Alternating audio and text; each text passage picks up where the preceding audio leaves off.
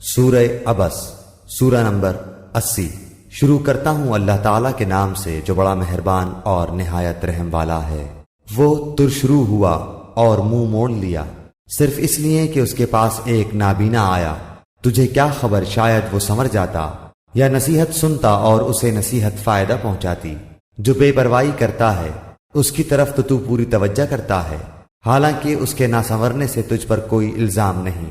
اور جو شخص تیرے پاس دوڑتا ہوا آتا ہے اور وہ ڈر بھی رہا ہے تو اس سے تو بے رخی برتتا ہے، یہ ٹھیک نہیں۔ قرآن تو نصیحت کی چیز ہے، جو چاہے اس سے نصیحت لے۔ یہ تو پرعظمت صحیفوں میں ہے جو بلند و بالا اور پاک صاف ہیں، ایسے لکھنے والوں کے ہاتھوں میں ہے جو بزرگ اور پاک باز ہیں۔ اللہ کی مار انسان پر کیسا ناشکرا ہے۔ اسے اللہ نے کس چیز سے پیدا کیا؟ اسے ایک نطفے سے، پھر اندازے پر رکھا اس کو، پھر اس کے لیے راستہ آسان کیا، پھر اسے موت دی اور پھر قبر میں دفن کیا، پھر جب چاہے گا اسے زندہ کر دے گا۔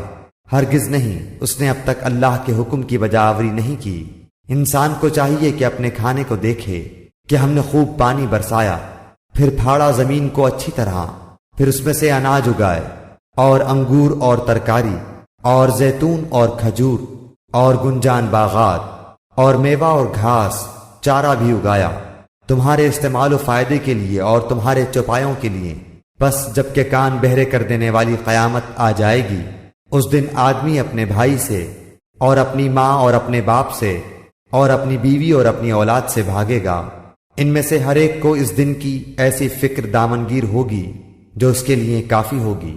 اس دن بہت سے چہرے روشن ہوں گے جو ہنستے ہوئے اور حشاش بشاش ہوں گے، اور بہت سے چہرے اس دن غبار آلود ہوں گے جن پر سیاہی چڑھی ہوئی ہوگی۔ وہ یہی کافر بدکردار لوگ ہوں گے۔